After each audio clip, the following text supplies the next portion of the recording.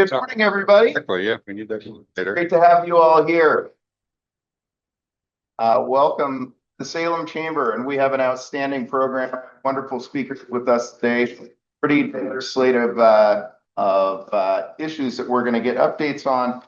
Give you the opportunity to share some dialogue. Welcome to the guests that are watching on Zoom this morning. I saw there were you. It's great to also have you with us.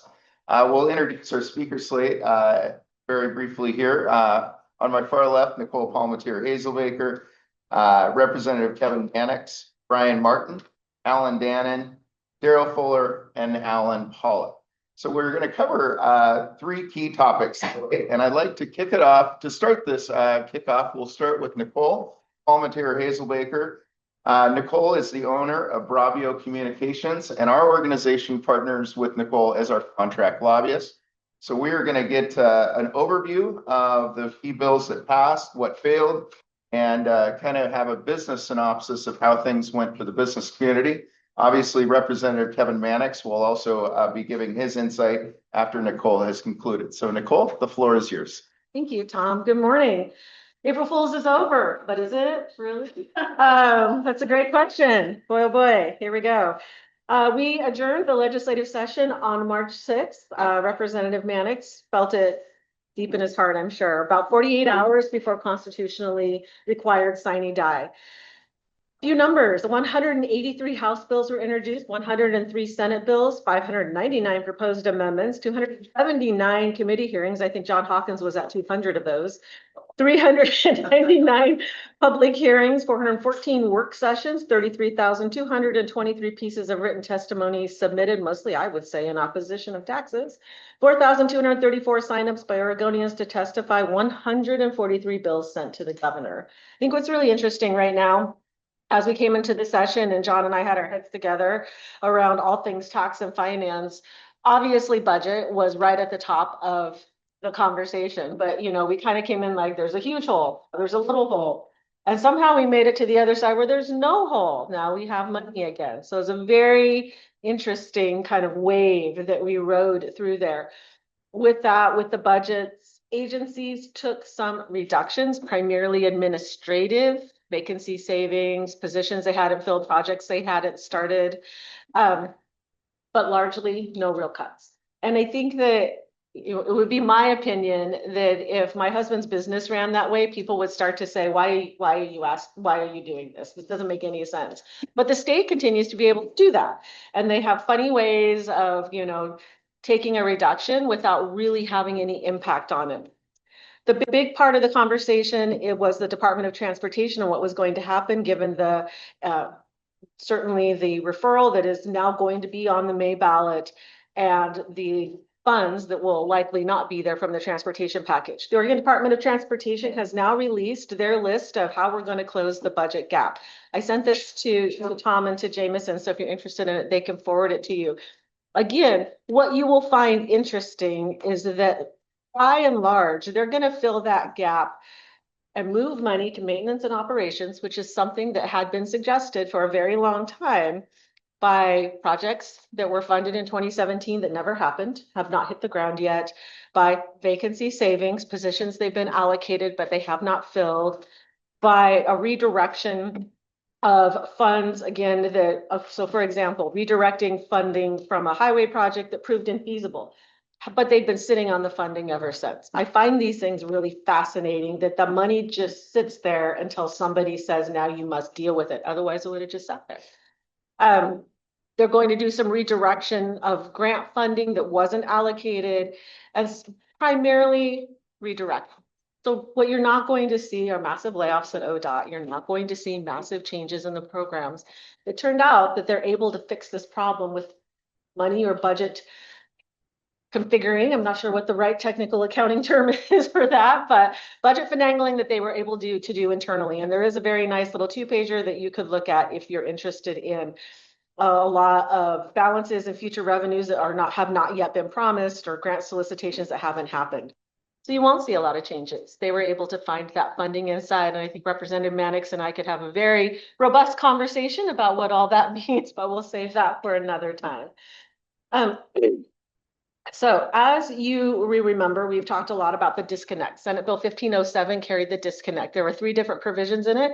One had to do with new car purchase interest deduction. They took that one away. They took away the small business, remind me this. Qualified small business stock. Thank you. I haven't said it for 3 weeks and now I've forgotten it. And then finally, the largest one and the one with the greatest impact, I think, to business would be business depreciation. They took those three away. The business depreciation is by far the most onerous to business owners. I know, speaking for a business owner who has a lot of capital purchases, this one really hits hard. We expect this one, and I have been told this to be true, and I don't know if you've been told anything different, that once the governor signs the bill to enact this, that they will move to refer this as happened to the transportation package. We believe that will happen. What I find fascinating is the tax bills, 1507, which carried the disconnect, 1510, which was an omnibus bill, it carried the extension of the PTE, and the budget bills. The governor is sitting on all those.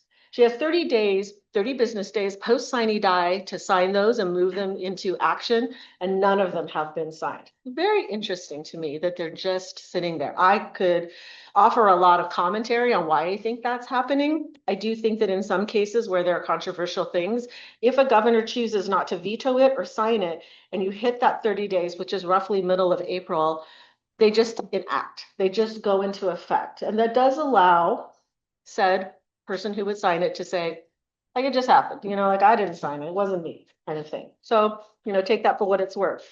But what was interesting in the very last days, literally the last maybe 2 days of session, House Bill 4084, which carried provisions around permitting for economic development, moved, and there was a funny little spot in there. And the CPAs and I sat through a lot of hearings, and they talked about, we're going to do these things and take away these tax cuts.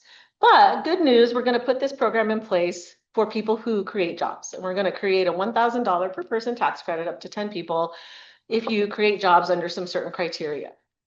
We argued a bit, kind of a little bit quietly, that it was kind of complicated. It wasn't that helpful, but hey, you know what? At least you're talking about it. But in the very final days in House Bill 4084, there's a little section in there and they changed it.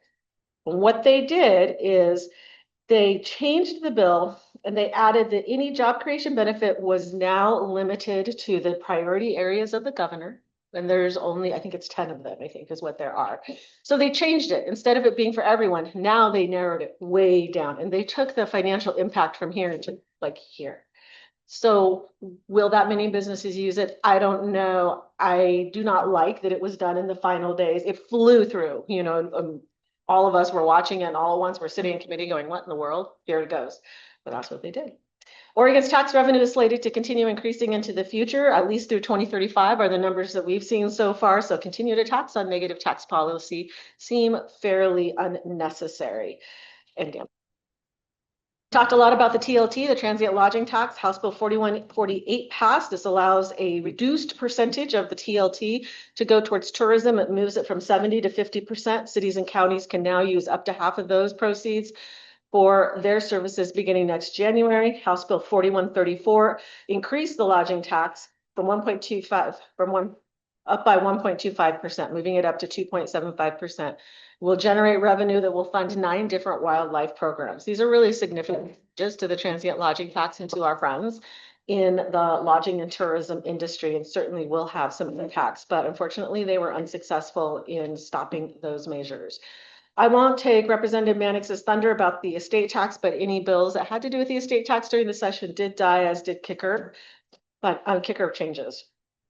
We did see very little funded in the proverbial Christmas tree bill, not a lot. Certainly the proposal around the Salem airport, that was funded successfully, but almost nothing else in Salem was funded at all.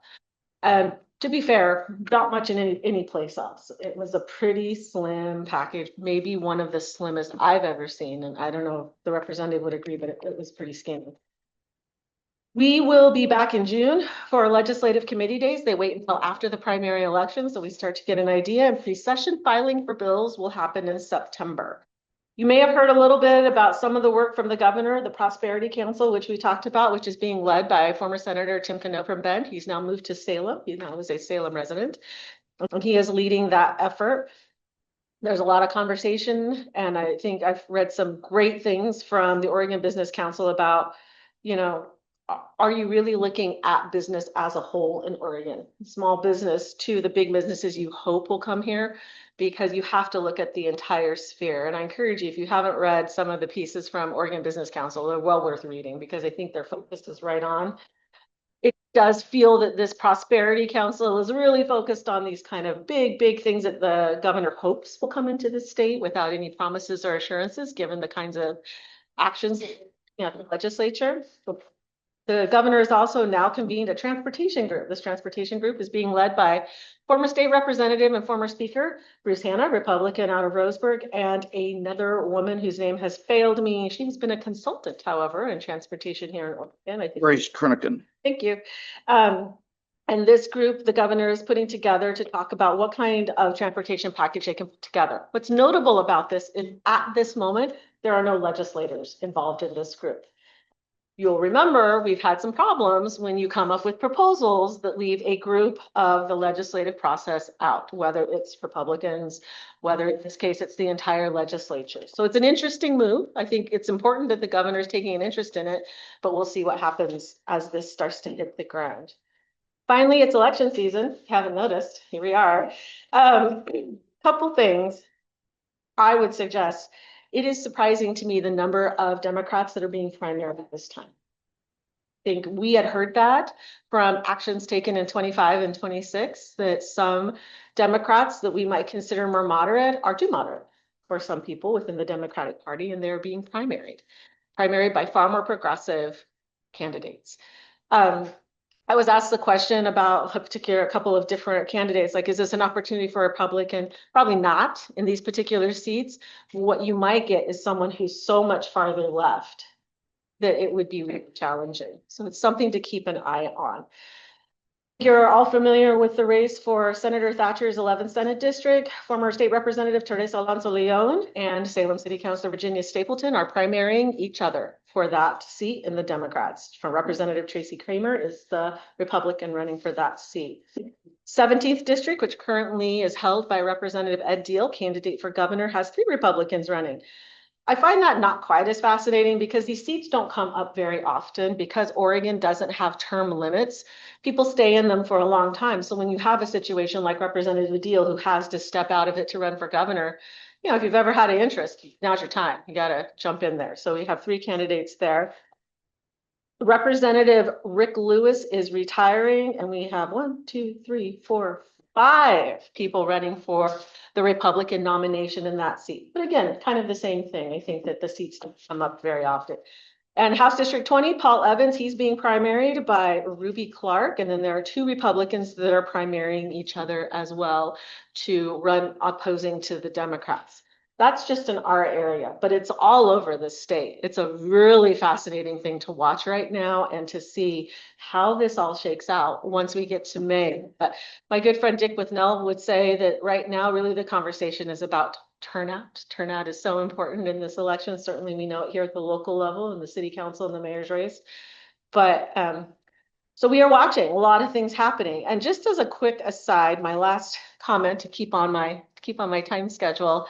What we are really watching, and I think you all know I represent a number of different national interests, is a very carefully thought out, well executed move, certainly from the socialist movement here in the US, very progressive, coming around the country right now. And we're seeing the city of Portland, the city council has proposed a take rate in rideshare. I think we talked about that. It's an 80-20 take rate.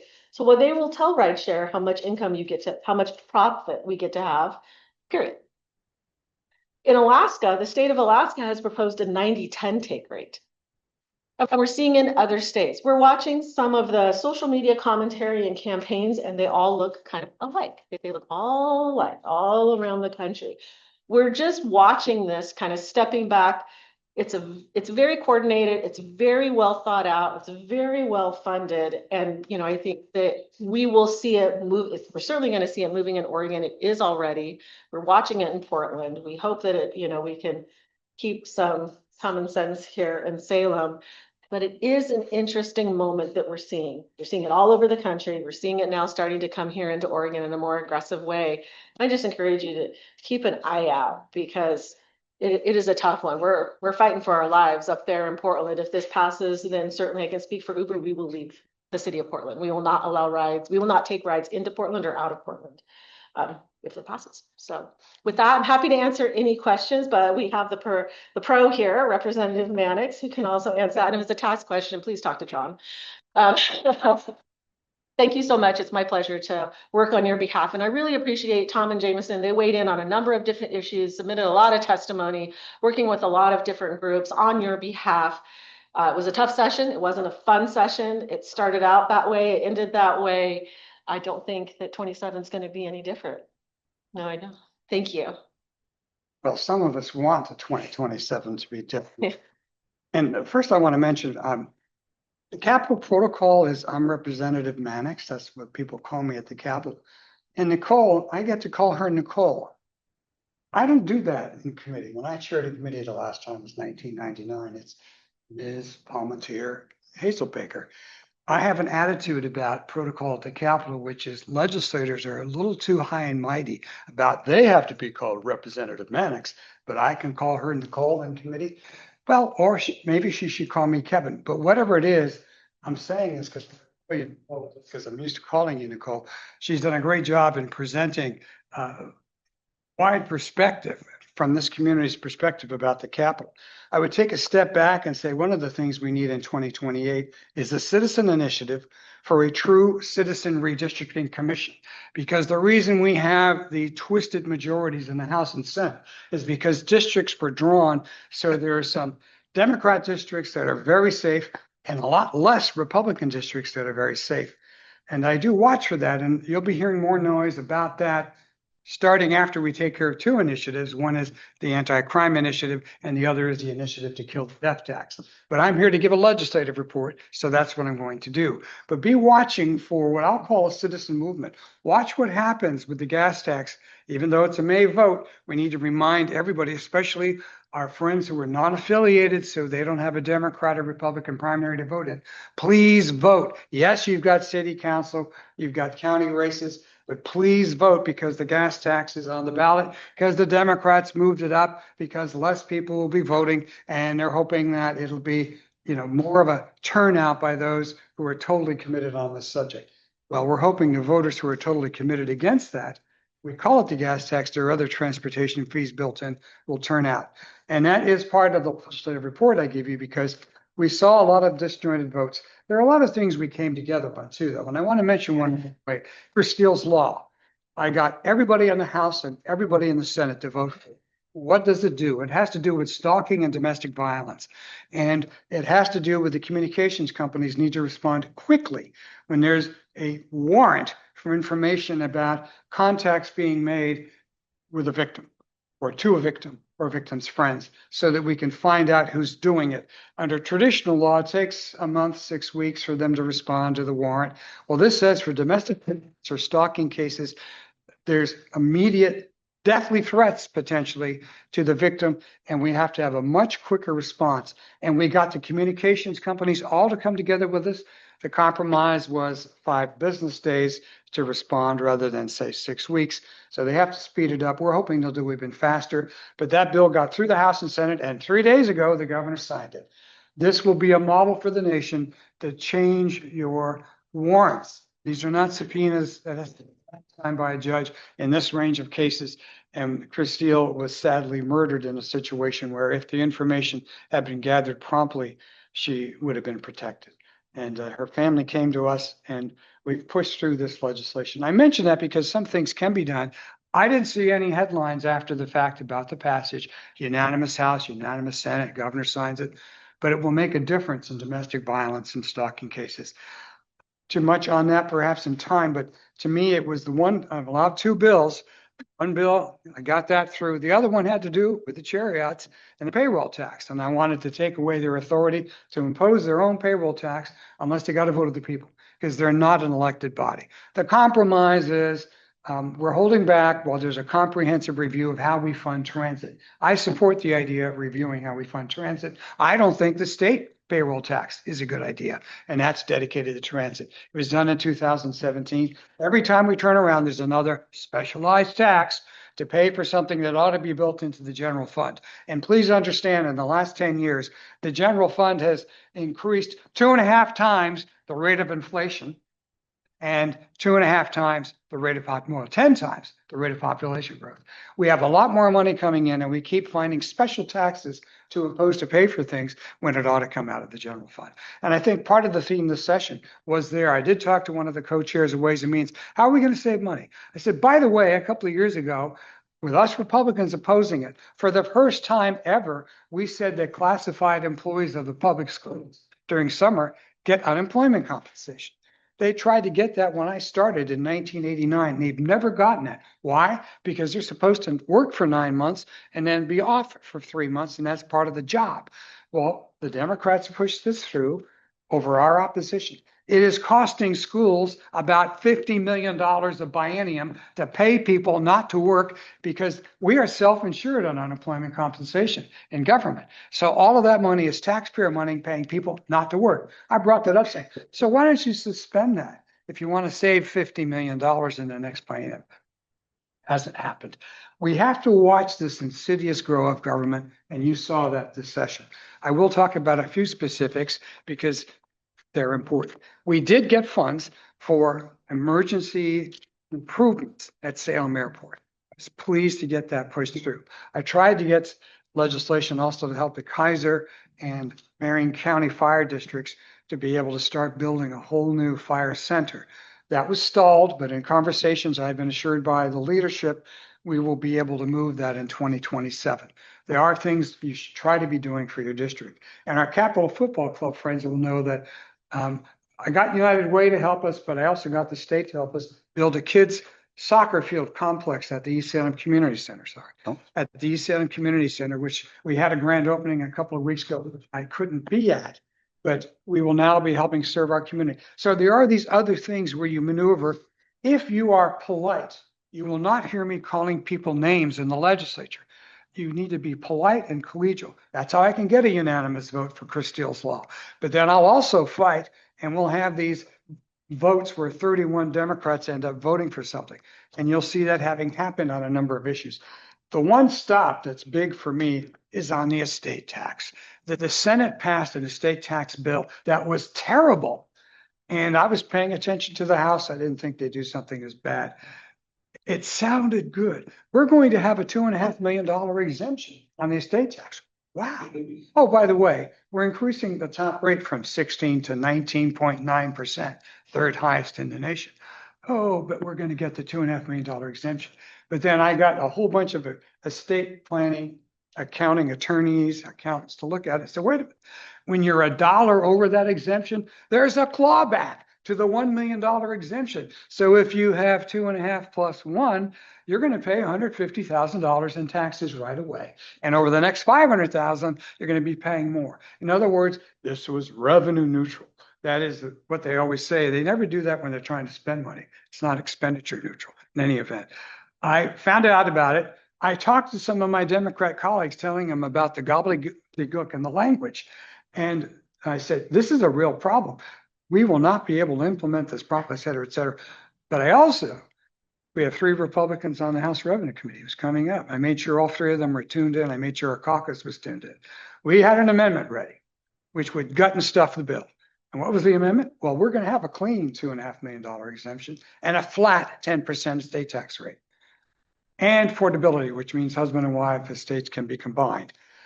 Well, the Senate bill sponsor came over to talk to me in the House and said, so I hear you have an amendment. And I said, well, yes, I do. He says, you realize that if you turn that into a minority report, it will delay the bill past the end of session. I said, well, yes, it will. He says, that'll kill the bill. Yes, he says, so you're going nuclear. I said, yes. So we went nuclear. We killed the bill. But that's a warning about the attitude of some folks and how things can happen. That was my best last week's success, killing that. So there is that. And we have an initiative, of course, to get rid of the estate tax. That's a separate discussion for another day, but it's out there. In terms of what was going on, though, this seemed to be a thematic approach of the Democrats. We hate the federal government. We're going to disconnect from those federal tax reforms.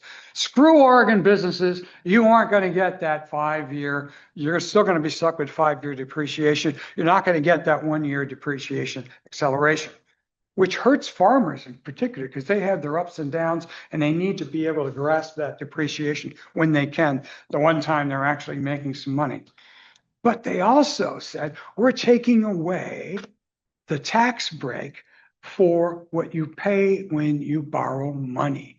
Yes, we're going to eliminate the federal tax break for the money you're paying, the interest rate on your auto loans. And they put that in there, and that is their gift to us, a populist gift, because the lead businesses will get the accelerated depreciation.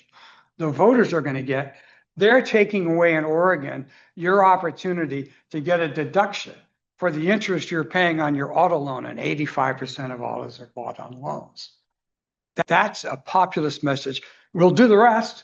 We'll kill this. We'll kill the disconnect for accelerated depreciation. The governor has till April 11, I believe, to sign the bill. She has to give 5 days notice if she's going to veto a bill. So we're holding back and waiting. We can't do a citizen referendum unless the bill is signed. Then it can be done. The folks who did the referendum on the gas tax are partnering with me, and we will partner with them on a referendum on this, and also our repeal of the estate tax and the Crime Fighting Act, the other initiative that gets rid of catch and release. We have 146 felonies where if you're arrested and booked, you are released right away without even have arraignment. So these are the things that are going on that fit in with whether the governor signs things. And I think she'll probably sign it because the Democrats really want that money. I have a whole bunch of stuff here, but I think defeating the estate tax bill to me was a quiet success. I do think we've had some others, the swatting bill, if you call in police report, that causes them to have to bring out law enforcement, and it was fake and it was deliberate, that's going to be moved up from a misdemeanor to a felony, because this is people wasting police resources, pulling police away from other duties. And so that's a small bill, I think, that can make a difference to get the message out. Don't call on a false report of a shooter at a school, because if we catch you, we're going to hit you much harder. I do think that rural healthcare has benefited because we saved one hospital on the coast. And this, the way we wrote it, it could be others, but it's the Bay Area Hospital in Coos Bay. And that was a rural urban cooperation piece because of the financial circumstances with Medicare and Medicaid and the financing package, they were suffering. And there were a rural hospital that's really needed in that area. And we pushed through legislation, a one-time piece of legislation that says we can use money from the unclaimed property and estates fund. There's a lot of that to provide a loan to keep the hospital going while financing is arranged. We've talked briefly about the Salem Airport. I think that will be an important opportunity for us to improve emergency preparedness. And if I went on, I think the most important piece for agriculture is beginning to recognize that farms do need to have their farm stores. And we've loosened up the legislation that allows farmers to have a farm store for locally produced farm products. Right now, Luba and others have had these attitudes that they only want the little farm stand by the road. Well, to really help the farm, you ought to be able to produce, prepare, and have available for folks a variety of products from the area that have been produced in the area. So watching my time, I think the theme is that the Democrats wanted to fight against the federal government on tax breaks for everybody. They also wanted to fight about ICE. And there's a half dozen bills that they passed after much debate that hamstring our law enforcement because they said that's the only way we can hamstring federal law enforcement. But guess what? Under the Constitution, the Supremacy Clause says we can't limit federal law enforcement. We cannot. So instead, we've passed all these bills limiting our law enforcement, saying, oh, that's broad enough that we'll also be able to limit the federal law enforcement. No, it won't happen.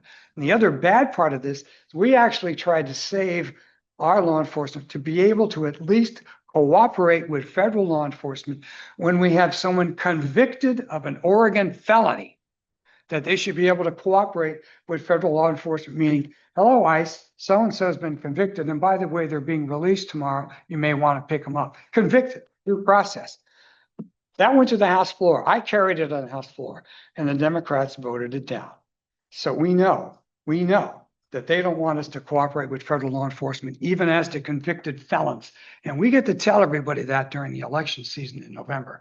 And I'm going to remind everybody of that. You may have your, Democrats are very nice people, I'm sure.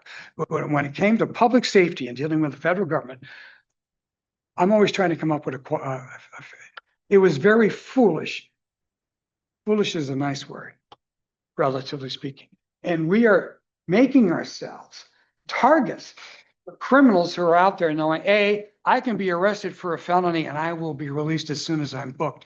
B, even if I'm convicted of a felony, Oregon law does not let our law enforcement talk to law enforcement about it. And you better believe we're going to be out there. When I spoke on the floor about this, I tried to be as forceful as possible. Here's what the Democrats did. They have 37 votes. They wanted to make sure there were 31 against, which they did. But then there's 6 sensitive seats, so they let them vote for it because the caucus arranged the 31 they needed to kill that proposal.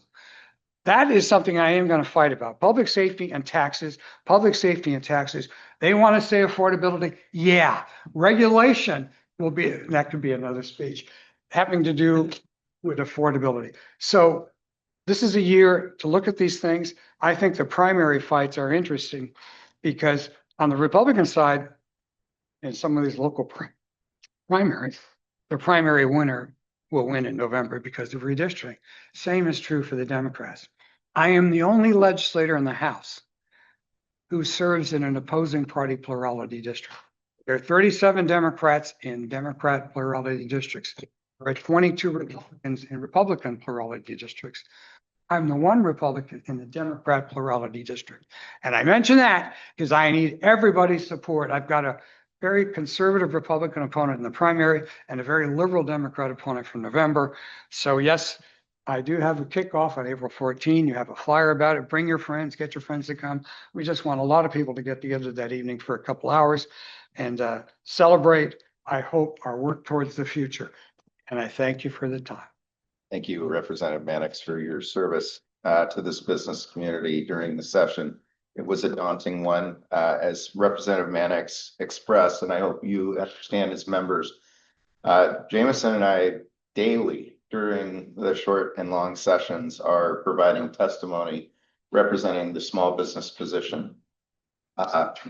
They are not categorically something that we need everybody paying attention to every day, but know that this organization is. That is exactly what we're tasked with: small business advocacy, economic advocacy. So we appreciate you listening to us when we shared our opinions or testified. And again, Nicole, thank you for your leadership in guiding our legislative process this short session. We're going to switch up. By the way, we built in time for quite Q&A at the end. In fact, some robust time. Next up, we're going to switch over to our skilled staff at the City of Salem. Our Director of Public Works, Brian Martin, is here, and he's going to give us an overview of a topic that I have heard so much about from our membership. And this is about a little bit about summer recreation and livability in our area, but of course the bigger focus is the quality of our water and what effects this project is going to have on Salem's water system, and that is to the Detroit Lake Drawdown. Following Brian's presentation, we'll hear from Allan Dannen, our city engineer, also in Public Works, and Allan is going to provide us an update on the McGilchrist reconstruction project. This affects a lot of our members in that part of town, as well as the conductivity of how we drive throughout our city. This was a huge project and received a number of funds, not all solely from the City of Salem. So Director Martin, I believe you're going to start us off, and then we'll go to Engineer Dannen. All right. Thank you, Tom. Thank you, chamber members, for being here this morning to hear our presentation. And thank you, Representative Mannix, for the funding at the Salem Airport. What many of you may not know is we have no backup power at the Salem Airport. So if the power goes out, we lose all of our runway lighting. And so this funding that Representative Mannix got us, part of it's going to go towards a backup generator so that if we do lose power, we can get back and be there for not only the people that use it on a daily basis, but in the event we have a large earthquake, we will operate as a hub, and we need to have that airport functioning so that we can take flights in and fly to smaller districts along the coast to deliver the services they may need. So definitely needed, and we thank you very much for that. All right, so onto our drinking water. As Tom mentioned, you've all heard a little bit about it. This presentation goes a little bit deeper just to kind of tell a little bit about how we got here, and then we'll talk about how we're going to handle it this December. So, how did we get here? This all started back in 1999, believe it or not. It was a long time ago. The federal government listed upper Willamette Spring Chinook salmon and winter steel as threatened under the Endangered Species Act. So that happened back in 1999. In 2008, the National Marine Fisheries Service issued a biological opinion for the Willamette Valley system, which is all the reservoirs along the feeders to the Willamette River. And with that biological opinion, they put some requirements in. By 2018, the Corps really had not done much to meet those requirements. And so the Northwest Environmental Defense Council filed suit against the Corps for failure to enact the measures from the 2008 BIOP. Some of those were to build a temperature mixing tower up at Detroit Reservoir to mix the water temperatures. And another of them was to a system to collect the small juvenile salmon as they come downstream to help collect them so that they could get them below the dam. Well, those things did not happen. And in 2021, the U.S. District Court ruled in favor of the NEDC. And so injunctive measures were put in place for immediate relief. And those began with the Green Peter Deep Drawdown and a couple of other reservoirs. And then that leads us to, at the end of 2024, when National Marine Fisheries issued a biological opinion for the Detroit Reservoir, the North Sandium River system, requiring the Corps to do a deep drawdown at Detroit Reservoir, which was originally supposed to happen in 2025. As they started taking comments from us and others, they postponed that till 2026 while they worked on an environmental impact statement specifically for the Detroit drawdown. So that was the draft's environmental impact statement was issued this last December. We did submit comments back to them. Generally, they heard quite a few of our concerns. They made some concessions as part of that EIS. One they did not make was to put turbidity measures in place, which we believe is important to us. And so that was part of our comments. So we're going to see what happens when they release the final environmental impact statement here in the next couple of months, and then we'll have to make some decisions we do about that. In the meantime, knowing that the high likelihood of them going forward with this anyway, we had to start taking measures so that if in fact this does happen, the people in Salem can count on us having safe, clean drinking water. A little bit about our system. So our water basically comes from the Mount Jefferson watershed. So when you think about it, that snowpack up there, that water, that's where it all begins. It flows down the North Sandium River and through its tributaries. Detroit Lake is the first area where it gets held back. Also, then you have Big Cliff Dam below it. And we take our water out of the river at a place called Guerin Island, which is east of the city of Staten. That's where we operate our water treatment plant. From there, we pipe it from that island through the city of Turner. We have a large reservoir up on the hill in the city of Turner. And from there, it actually helps regulate the water before it comes into the city of Salem. And so we're very dependent on that North Sandium River. And so when you think about the reservoir itself, what this is it's called a rule curve. On the left side, you see elevations of what the water surface would be in Detroit Reservoir and how the Corps is supposed to operate it. And you see up at the top, there's some levels for the highest levels in the summer. And then that rule curve basically sets how they drop it. And I'm just going to show something real quick. The red is the rule curve. So, you know, they drop it down every winter to prepare for the winter rains and any flooding that can happen. It acts as storage. Actually, is great protection for us downstream. Then as the winter recedes, they start filling it back up for summer recreation and water supply. So that blue line is generally where it's, that's an example of where it was, I think, back in 2025. Oops, back one more here. If you follow that red line, you'll see the dashed part that drops down. That is what's proposed with the deep drawdown. So that would be to levels that the Detroit Reservoir has never seen before. Typically, the lowest they would go is where that solid red line would go. And my glasses so I can see a little bit better here. Anyway, that's what we're facing. And so what happens when the reservoir gets dropped that low? It exposes sediments that have been, settling in the Detroit Lake for, since the 1960s. It opens up more of the banks of the slope. So if you have a rainstorm in December, when it would be lower, that's more sediment that would wash in. That would normally they'd be below the water level. Now with the water level dropped, it's more exposed. And so our big concern is sediment getting into the water. This is another example. So if you look at the dam itself, we talked about that rule curve. The blue there is the normal operating levels. In yellow, we've got identified there's a lower regulating outlet down at the very bottom, an upper regulating outlet. Then there's the max power level for where they can still generate power. That's typically the lowest you would ever see it at that 1425. What they're proposing to do is drop the water. There we go.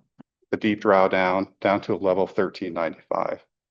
So quite a bit lower than it's ever been before. And they picked that 1395 because it gets within an area that they believe the migrating juvenile salmon can make it into that lower regulating outlet and pass downstream without having to pass through a generator. So if they keep it at the power pool, those fish actually have to go through generators and they run the risk of getting chopped up, I guess you could say, going through it. So this is what their plan is. And basically concerns are. So when you think about how we treat our water, we use slow sand filtration. So it's some people like to call it a very elegant way to treat your drinking water because it uses nature and it's very simple.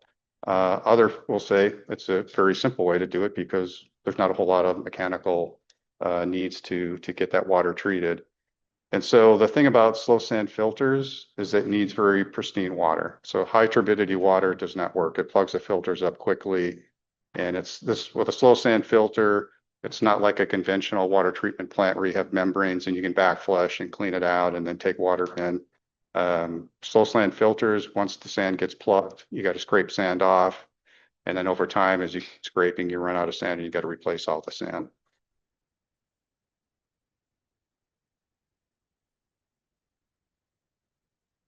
And so if you were to look inside one of those slow sand filters, what does it look like? We have about 36 inches of sand. At the very top of it, what forms is called a Schmutzdecke layer, which is a biological layer that actually takes the pathogens and bacteria out of the water. It actually is a natural process. We put fresh, clean sand in and we let the water pass through it. And after 2 to 3 weeks, a biology actually forms on top of that sand. That biology is from the river itself, and that biology actually takes care of the bacteria and pathogens and different things that are in the water. The sand is there to help clarify, take any of the turbidity that we would have out of it, passes through the sand into an underdrain system, and then from there we push it through our ozone system, which was constructed back in 2020 after we had the algotoxin event in 2018. The ozone system treats all the algotoxins, so that gets those out of the system. And then basically it gets piped to the city of Salem. And so very simple, however, very susceptible to high turbidity levels. This graph shows our annual demand in the city of Salem. And so as you would imagine, during the winter months when people aren't irrigating their lawns and washing their cars, the demand is lower. So in the month of December and January, we can expect our demands to be somewhere between 20 and 25 million gallons of water a day. So that's what we would expect when this drawdown is going to occur. In the peak of the summer, it's generally about 40 to 45 million gallons of water a day. So it basically doubles in the summer months what people are actually needing to for us to supply Salem. The peak in the summer, once in a while, we'll get a day that reaches about 50 million gallons of water a day. So it's a significant amount of water. The only good news about this drought, and I would say, is that they're not doing it in the summertime when our peak demand is in place. The fact that they're doing it in the wintertime is actually when our demand is the lowest, so we have a better opportunity to try and meet that demand. And so, you know, when we heard about this, we obviously were very concerned, and we had to start looking at what happens if that water is too turbid that we can't take it into our plant and we have to close the gate and rely on groundwater. How are we going to do that? And so we actually have some existing groundwater wells at Guerin Island.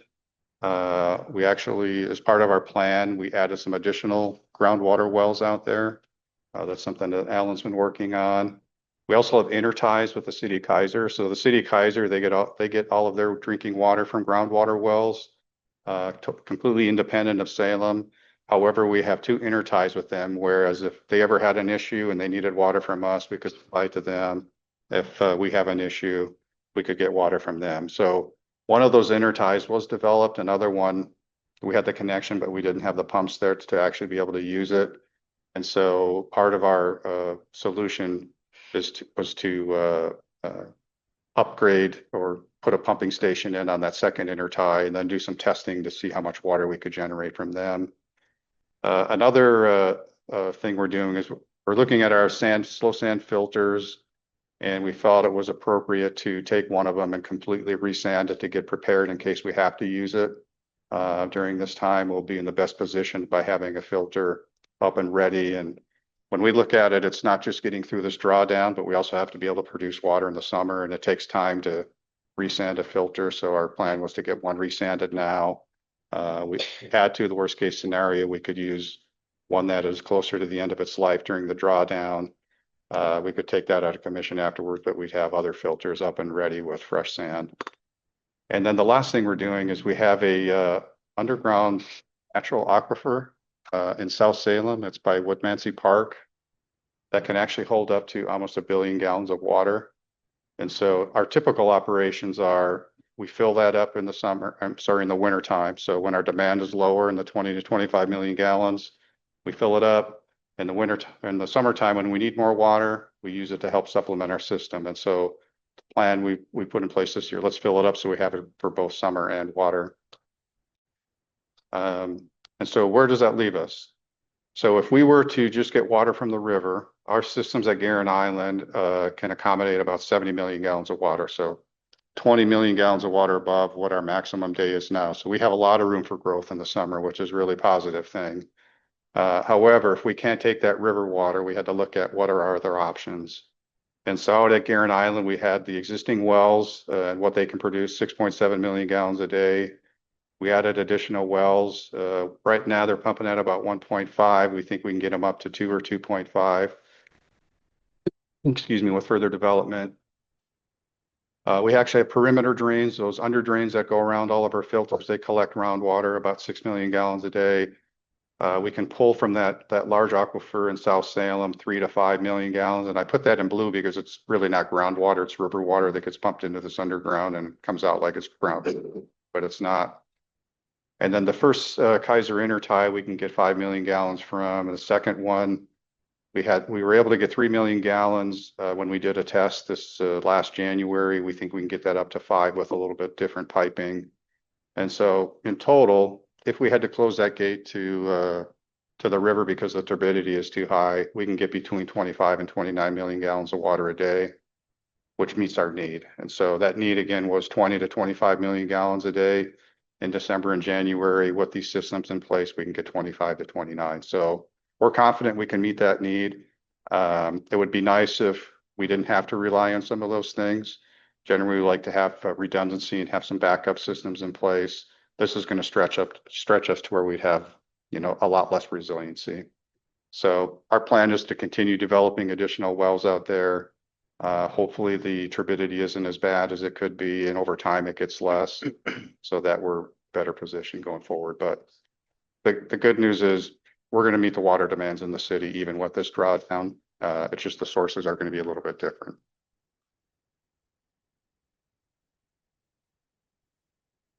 These are just a couple photos. So this is one of the new groundwater wells being drilled out at Guerin Island. This is the pump station we put in place on one of the interties with the city of Keizer. And this is us out resanding one of our filters.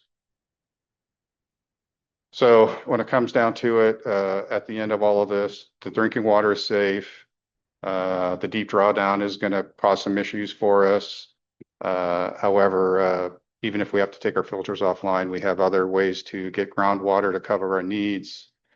We did issue an emergency declaration that you all heard about this last summer. That was to allow us to start implementing the sand refill, the slow sand filter replacement, to get the wells drilled, to procure equipment, to get the pump station in place. We just didn't feel we had time to go through the normal procurement process. So we did issue an emergency that. And basically, we're going to be able to rely on our groundwater wells through this drawdown. And so I think you can rest easy at night. You're going to have drinking water.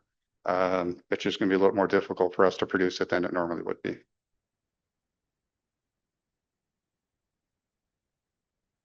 Better luck with it. Anyway, thank you. Director Martin. Allan. Okay, thank you. Again, Allan Dannen with the City of Salem Public Works Department. I'm the city engineer, which means I manage our engineering division, who is responsible for all of the city's capital improvement projects. And one of those projects is the McGilchrist Street project that we've been working on for a long time now. And I'm sure anyone who travels through the area, works in the area, lives out in Southeast Salem, is familiar with the McGilchrist Street roadway and probably painfully familiar with it after all the construction activity that's been going on for the last few years. What I wanted to do today was just kind of give you some background on the project, how it came to be, and a status update of where we're at with it. So the picture here that's shown kind of is from about 6 or 7 years ago and kind of gives the conditions of the roadway before we started any improvements. McGilchrist is an arterial street, so it's meant to carry a heavy traffic volume. The stretch between 12th and 25th, where we're doing the improvements, is almost a mile long. And you can see from the picture here that the conditions of the roadway, very narrow striped shoulder. So relatively high speeds, relatively high traffic volumes, a lot of commercial and light industrial activity. No real designated areas for walking or biking.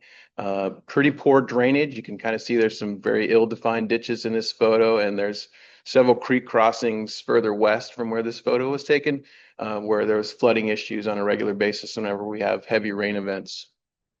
And then I guess one other thing I want to add about sort of the pre-project conditions is to make an improvement for this type of street up to a full city standard is expensive. And so that's definitely a drag on development or redevelopment in this area. If a land use condition requires a frontage improvement on that street, that's a big economic burden and hard for, a small development to overcome. So it's definitely an issue that's holding back development along this corridor for sure. So this was recognized in the city a long time ago that improvements were needed out here.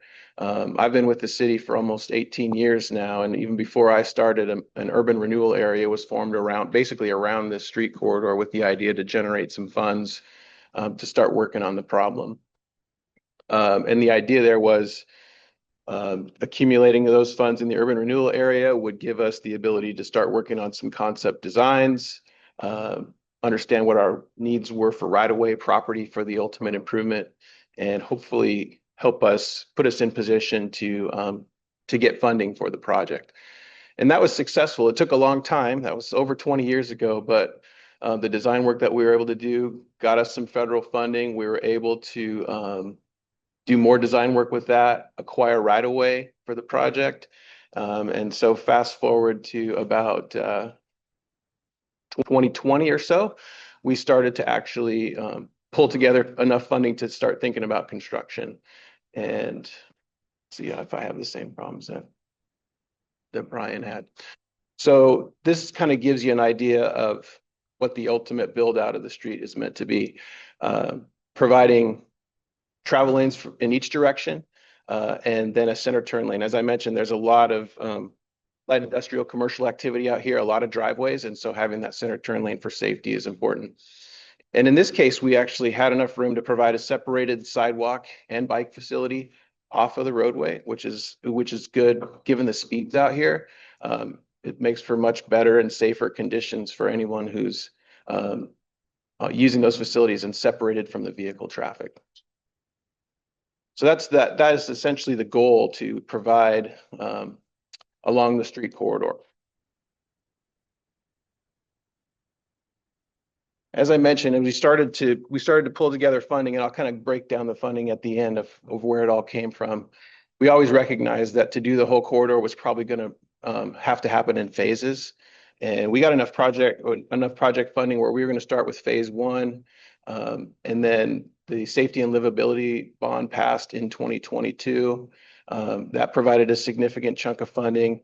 We've been able to pull together funding from other sources. And so it all kind of came together to where we actually now are fully funded and we'll be able to build all phases of the project. So we started with phase one in 2024. That's the green that you see there. And it was focused around the intersection at 22nd Street, which was an offset intersection. So there was two roadways coming in, not square to each other.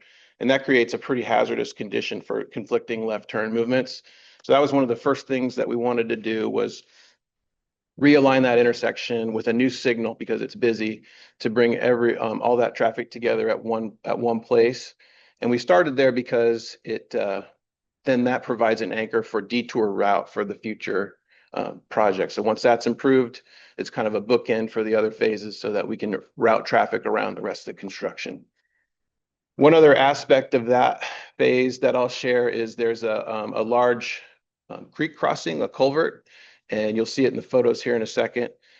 That really necessitated us to have to close the roadway to build that culvert. And I wanted to take a minute to talk about traffic control, because traffic impacts have been a big issue, for the businesses out there. When we have a culvert like that, we really have no choice but to close the roadway to build that. There's not a way to safely bring traffic through and build that deep, new wide culvert through the roadway. So that's why we had to close the road. We definitely heard from owners out there that was a really difficult for them to not, even though we keep local access and we sign it and do everything that we can, folks avoid the inconvenience, right? Especially of a long detour. So we heard that, and I'll talk a little bit how we address that in future phases. So phase one, as I mentioned, was started in 2024. It was built by Carter and Company. They got the low bid for the project. The low bid was about $8 million was the total construction cost from. This is an aerial shot of the new intersection at 22nd with a brand new traffic signal. And on the right-hand side, you can see what the pedestrian and bike facility looks like. It's a separated multi-use path that is signed or striped so that folks know where the walkers go and where the bikes go. And you can also see there's a significant stormwater treatment element here. Whenever we build new roadways, we have to treat the stormwater and bring it up to standards. And so those areas between the bike and sidewalk facility and the roadway are where we're treating our stormwater. And we've got one more shot here. Maybe. Thank you, Dan. So this is just kind of a look at the completed project and looking towards the airport, towards the east of the whole improvement that we made there with phase one. And you can also see in this shot the creek improvements that we did. The culvert is kind of between the foreground here and where the intersection is. And then you see the improvements that we did along the creek itself.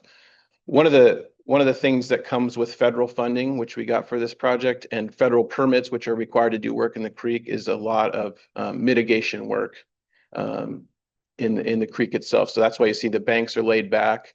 There's large woody debris put in there to stabilize it instead of rock, and the fabric, and there's willow plantings that are happening there to stabilize all that bank.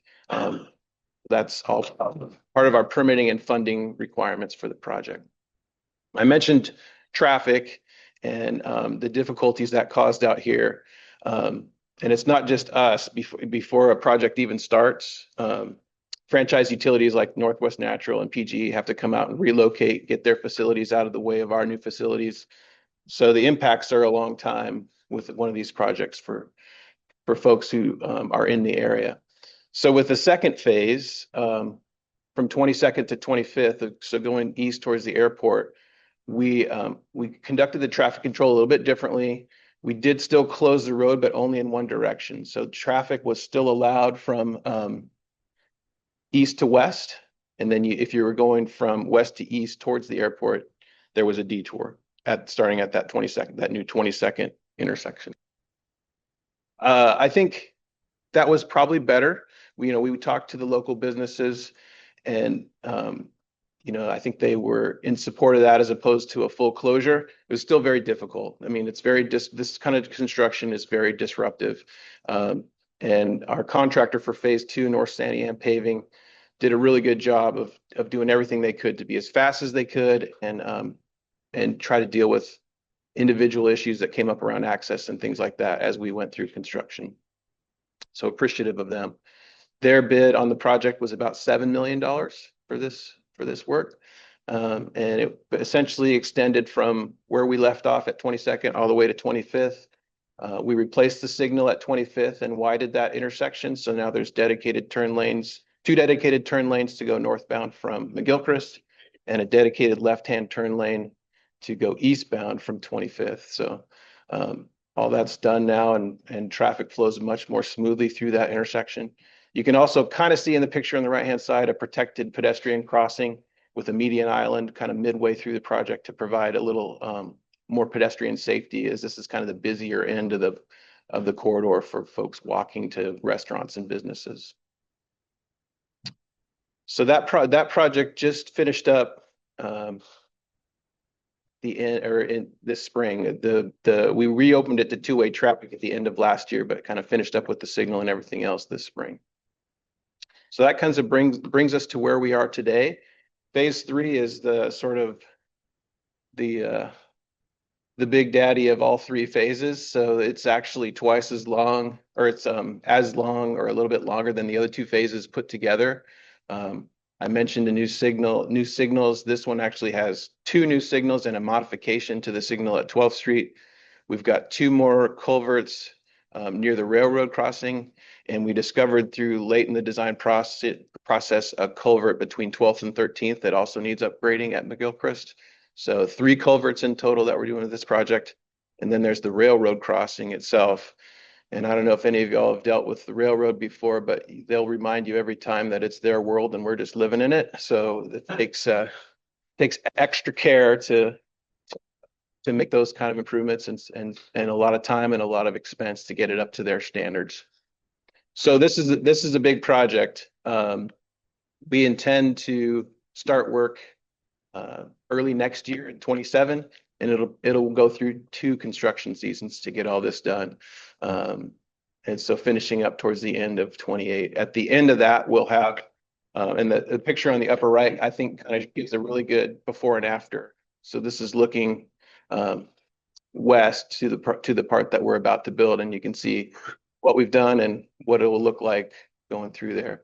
And we'll have a much improved intersection operation at the railroad and Pringle and McGilchrist, so there's less likely to be traffic queuing across the tracks, and that will finish out the corridor. Tom mentioned the funding, so that we've talked about it a little bit. The total project cost for all 3 phases and all the lead up work is around $55 million. More than half of that, or about half of that, was federal funding from a couple of sources. A lot of it came through it's our federal funding allocation from the feds through ODOT, through our metropolitan planning organization, the Salem Keizer Area Transportation Study. So it's allocated to projects in this region. And then we also received a grant called the RAISE grant. So all of those funding sources made up about half of the $55 million. The bond contributed about $14 million, and we're certainly thankful for that approval by the Salem voters. The project wouldn't have been able to go all the way to the end without it. The urban renewal area was the next highest contributor. And then we have some stormwater funds for the culvert work in the project and a little bit of transportation SDCs to round out the package. So the total breakdown on the project, early design was about $2 million. Actually, just to acquire the right of way and the easements that we need for the project was around $4 million. Phase one, all told, and construction plus everything else is about 10 million. Phase two was a little bit less than that, 9.5. And we've got 29 million left for phase three, which, as I mentioned, kind of has all the challenges of the first two plus more built in. So a little over time, but We're doing just fine. Thank you. Sure appreciate Engineer Dannen sharing that. And again, get some questions after we tackle our third of our topics today, and that is the Cherriots and Business Coalition working together on a task force. And so I'd like to, I'm very proud to introduce Darrell Fuller, who is a lobbyist. So Darrell probably had some color that he could have added to Nicole and Representative Mannix's presentations. And he is a director with the Keizer Chamber of Commerce, and also Allan Pollock, who is our general manager of Salem's Mass Transit District, better known as Cherriots. So cheers. Good morning. Darrell Fuller, as indicated, I'm a lobbyist. I talk for a living. Like Nicole, I want to commend the Salem Chamber for contracting with Nicole. She's an extraordinary advocate for your issues. As the lobbyist for the Keizer Chamber, my primary responsibility is to try to follow her around and say, me too, me too, me too. That can be challenging. I've been involved in politics and policy in Oregon since 1987. I'm finally getting the hang of it. I want to acknowledge what Representative Mannix said about protocol and sort of how we treat each other at the Capitol. It's really important when you're dealing with difficult conversations and difficult issues to always have respect for one another. I appreciate with Representative Mannix, he's always had a nickname for me both in and out of the Capitol. So he frequently looks at me and says, and who are you? And so I've always appreciated that nickname. It's a great conversation. As Tom mentioned, I serve as the Keizer Chamber representative on a 12-member task force. There's 6 Chariot board members and 6 business groups that are represented. I represent the Keizer Chamber. During our first task force meeting, I excused myself to go to the restroom. When I came back, I learned that I had been named the quarterback of the business team. And so I'm our primary spokesman to the group. And so, Tom, I appreciate that. That was a real treat to learn that. We've had 3 meetings so far. This is what I've got for notes from the 3 meetings. We've got several more ahead of us. You might not be able to see in there, but there's a lot of colored Post-it notes among the presentations. Those are questions that I have that I'm looking forward to getting the answers. So it is a very robust task force. There's a lot of information going back and forth. Really appreciate not only the respect that the group has had for one another, but the fact that this isn't a sort of a high level.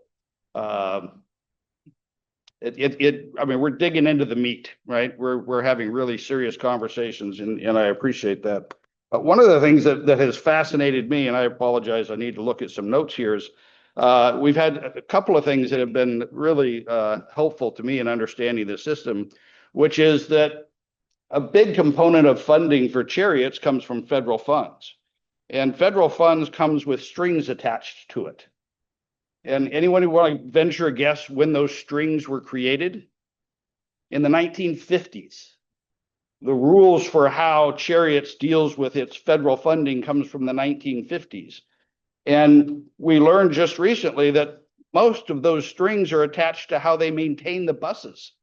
That's one of their highest priorities, which is, of course, important regardless, right? But when you have a system of funding that says that the rules on how you spend your money are based in the 1950s, we have frustrations. They have frustrations because they have to follow these rules from the 1950s. I found that incredibly fascinating. I looked at some of the statistics and they were looking at sort of what percentage of people ride the bus. And I was shocked at how few state employees use our bus system. Now, there's a significant number of state employees who do, but one of the things that fascinated me in a county where the largest employer is government is how few people in the government are actually using the system we have. That's something I hope to spend some more time digging into. And then just this last month, they brought in a consultant. It was Mark, was that? I can't pronounce his last name. Ash. Mark Ash came in from Florida and did a really fascinating presentation about some of the things that are happening. One of the things that he focused on is in Sarasota County, their transit district implemented something called Breeze on Demand, which was a mobile app that allowed people to get door-to-door service from a transit district, as opposed to a huge bus just driving down the road every 15 minutes, without a lot of people on the bus on many occasions. So I'm really interested in having the opportunity to dig even further into some of these opportunities where we can hopefully transition a system from 1950s rules to something that is a little bit more forward thinking. And I know they have an interest in that as well. The analogy that I use, and I'll conclude here because I'm already over time, is, my kids grew up in shopping malls. That's where they went to eat. That's where they went to go to the movie. That's where they went to the arcade. That's where they went to go shopping. Nobody goes to shopping malls anymore. Right now, you get things delivered from Amazon by a drone that drops it into your front yard. Right. So we're having really serious conversations about how do we move away from shopping malls into what's next for transit districts, not only in Oregon but from across the nation. So appreciate that Keizer has given me the opportunity to represent our chamber. Really appreciate the conversations we're having with the folks at Cherriots. We've gone a long ways, but we still have a long ways to go. But appreciate the opportunity to be a part of that conversation. Thanks, Darrell, and good morning, everyone. I appreciate the opportunity to kind of update you on where we're at. So my task is give a little bit more of the process. So we all know that the task force was established as a result of discussions from last summer, as a result of the proposed employer payroll tax, which was given to Cherriots as part of some legislation that happened several years ago. So far, as Darrell said, we've had 3 meetings. One of the hard parts about the task force is what we wanted to make sure happened up front is kind of, as best we can, level the playing field for the participants. So we've been doing some upfront education and information sharing, which when you have a group of people who want to get into it, when I really want to get into discussions, we haven't had that chance yet. And so the first 3 meetings, we've shared the transit services that Cherriots provides and what would be impacted with the payroll tax and not, because there are services that we provide outside the urban growth boundary of Salem Keizer that this would not impact. So we wanted to make sure people understood which services we were talking about when we were talking about service enhancements. We also provided an overview of our long-range transit plan, where we see us moving to in the future. Our second meeting, we had our financial consultant present the long-range financial forecast of the organization, kind of a look back on how we've performed from a financial standpoint over the last dozen years, and then looking ahead and what that means for us. And then, as Darrell said, last week was our third meeting. We brought in a consultant that we've been working with for several years on improving the performance of Cherriots, but we're also one of the agencies nationwide that is working with this firm to try to change how formula funds at the federal level are redistributed from a more customer focused and performance focused, and it is finally getting legs. We think as part of the new transportation bill that will be incorporated. That will really then distribute formula funds based on how an agency performs and how it really looks at meeting the needs of the community as opposed to running buses up and down the streets.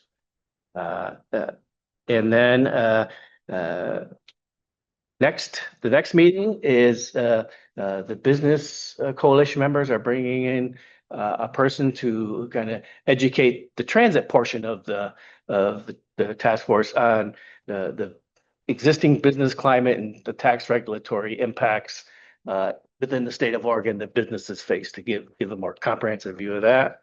And then we really get it. And then reintroduce the service enhancement proposal that this revenue sources would fund the new services from new big bus service, new on-demand type service. How do we incorporate a different variety of services in that proposal and what that would cost? And then the remaining meetings are really the discussion of the task force on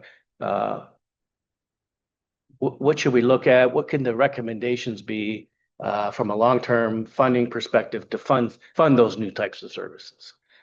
So that's kind of where we're at. The initial charter had us meeting 5 times. It may need to maybe meet a 6th or 7th time, but the goal is to come to some type of conclusion. But we're working our way through. The hard part is we're educating and informing now and not getting into the discussions. So with that. Great. Let's turn this over to you, our audience. Also, if you're online and you have a question, if you would, please put that in the chat box and Dan can relay that to the group. So Chris, I see a number of hands come up. We'll get with everybody. Start with Chris. Yep, this question is for Allan Dannen.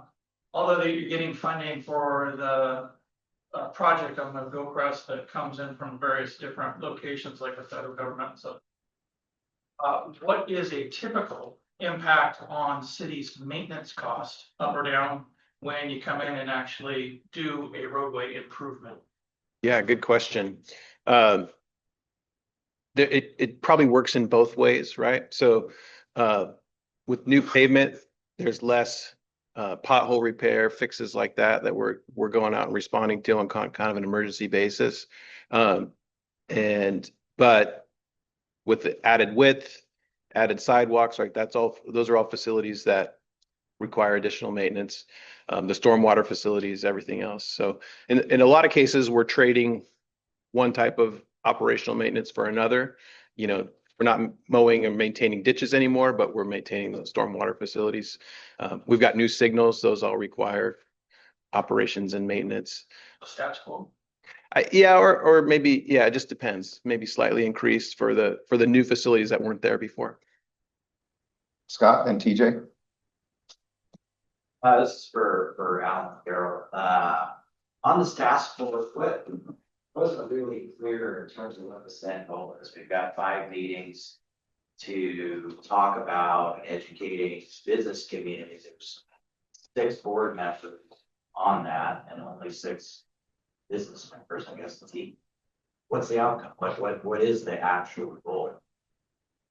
You can take a shot at that. The goal according to the charter is a set of recommendations for potential long-term funding. What does that look like? And not just funding, but other things to consider. What are other ways that maybe the district can look at performance? But it's all predicated on the new access to a funding source that let's face it, the board is interested in implementing that. Business community has concerns. So is there a way to come up with the recommendations that maybe there's some compromise, whether it's that funding source or some other funding source? At the end of the day, we're trying to figure out how to package it in a way that is how to move forward on. Is that it's some? I mean, I think that's fair, right? So we're looking at not only the potential payroll tax, we're looking at how the payroll tax would be implemented. We're looking at other funding sources in terms of their funding needs. Are there other places that they could get funding besides a payroll tax? And then we're looking at not only how that money would be used, but how all of the spending at Cherriots are. Are there places that we can, as a business community, help them maybe focus and be more effective with the resources that they already have? So, I mean, the scope of what we're doing is pretty broad, and it will be interesting to see sort of how we conclude that, whether it's a patchwork or whether it's something that's built out of whole cloth. But we're looking at all of the aspects. May I jump in on that? My concern about transit funding has to do with the source of the funds. And I will be continuously pointing out that the state worries about public safety. We worry about healthcare. I'm probably the strongest advocate for us being worried about public transit as part of our transportation network, and the state needing to look at state resources and outside of a payroll tax, which was only started at the state level in 2017, and getting back and looking at the general fund and having a slice of the general fund dedicated to transit in some fashion. And that will be part of my continuing conversation, that we don't impose a special burden, but we have a state source for every community. And maybe there'll be a partnership idea there, we'll see. But that's the discussion I will see us have. That's different from this group, which may come back to us with information about what the needs are from a community perspective. TJ? Yeah, thanks, Alan. And I remember when we were appropriating the money for the McGilchrist back in 2005, 2006, it was nice to see it getting spent. And the fourth phase of that project is probably the most important, and that's going to be the development of all that industrial land inside there, which you're seeing work starting in that area. And that's really the idea. That was the idea behind it, was how do we stimulate private sector development in this area? It's a key piece. It's served by rail, and it's close to I-5, it's close to the airport. So for an industrial piece of ground, it's hugely important to the city. And we've seen Nate Levine develop the property. There's some other developments that are happening, and all that helps to generate more property taxes into the city. And you're right, ODOT rail is maybe the first group of useless people that we need to let go of. ODOT doesn't get funded. Yeah, I would just tag on to that. I appreciate what you said there, TJ.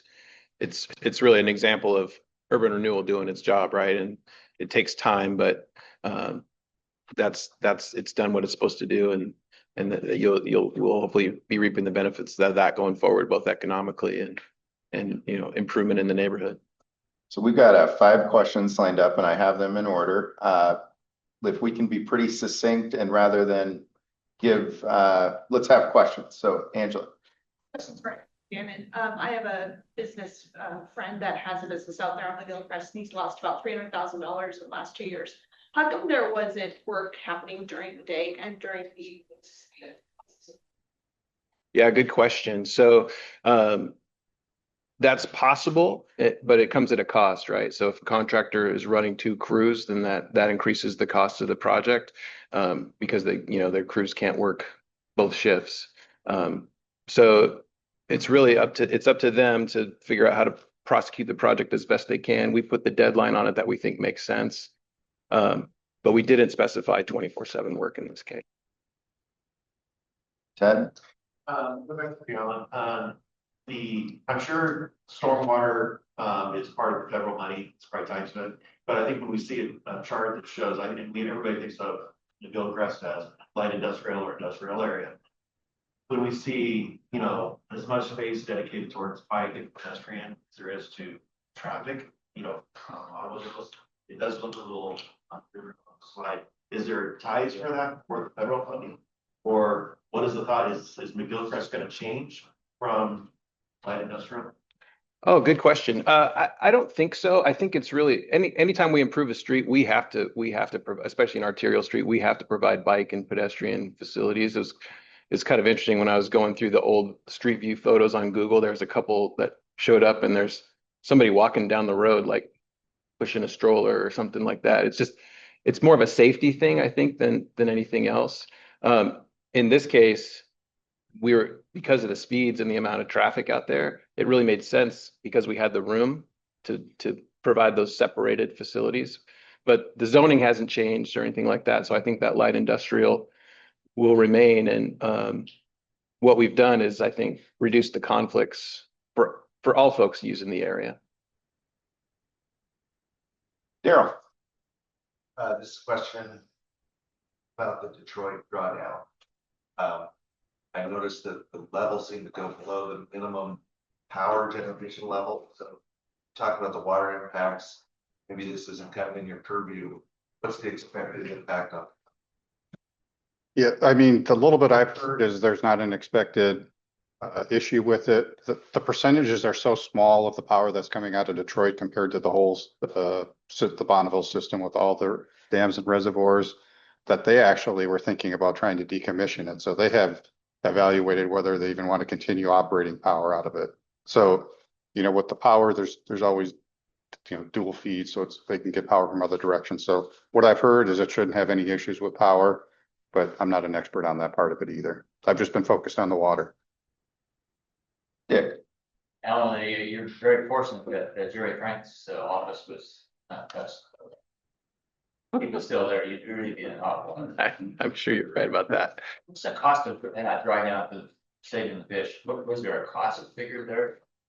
Oh, the cost for if the Corps would have done something? Yeah.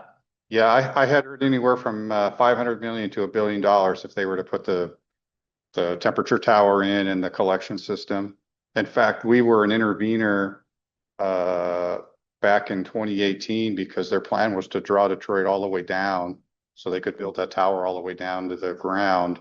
And that would have then drained the whole thing. And then we would have had water issues that would have been beyond what we're dealing with here. So we got them to set a level. They had agreed that they would do it and they could do it, put cofferdams in and use divers and do what they had to do. So it's expensive for them, but what's happened now is because they have not done anything, it's shifting costs to us, which we've submitted some grant applications to try and recover that cost. And then we'll have to figure out if we need to do any type of litigation to try and recover the costs as well. Mark. Follow up on the business question on the McGilchrist project. Does the city keep track of lost revenue for the businesses there or businesses that leave because of the project during the 2 to 4 years that happens? We don't. Does it ever do it on any projects? We really don't. 30 seconds gives me a legislative idea. When we do these projects, we ought to have a fund. If we take your property, we compensate you. How about when we diminish your revenue during a project? Shouldn't there be a fund built into the project cost to reimburse the local businesses for documented loss of business during construction? Future idea. Brendan. Representative Mannix, thank you for your fight on the estate tax. Some people might look at it and say, yes, we agree with, let's not raise rates on the above 2.5 million. Others might look at it and say, but you had 2.5 million on the table. So all of those below 2.5 million in the state may have just gotten impacted. Do you find that there's common ground on, is there a number coming that's not maybe a total repeal that is palatable for everyone involved? If we don't get total repeal, I think there could have been common ground on, say, a $2 million exemption with portability between a couple. So when the first one dies, the second one still gets the exemption carried over, which the 11 other states that have it. We don't. And having a flat rate rather of some agreement. But there was no discussion. It was going to be their way or the highway or go nuclear. So I went nuclear. Oh, by the way, the senator said, well, we can work something out. We'll have a work group. I said, fine, don't pass the bill. We'll have a work group. He said, no, we'll pass the bill. Then we'll have a work group. I said, no, that doesn't work. Thank you. Ladies and gentlemen, we are at the conclusion of our time together. Before we wrap up, you join me in thanking our slate of speakers.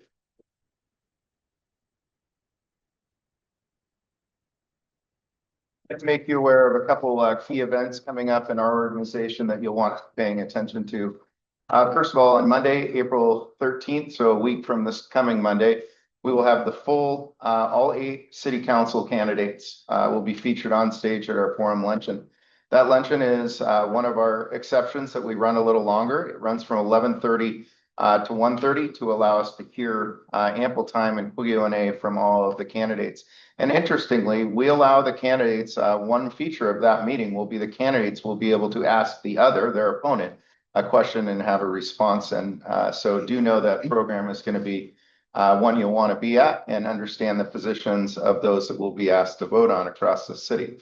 The second is an event that is quickly going to sell out. And so I want to make sure that you are all given the time. Our First Citizen Bank is now well over 500 tickets sold and 600 is a sellout audience there. We'd love to have you participate. It's the 75th annual First Citizens Banquet.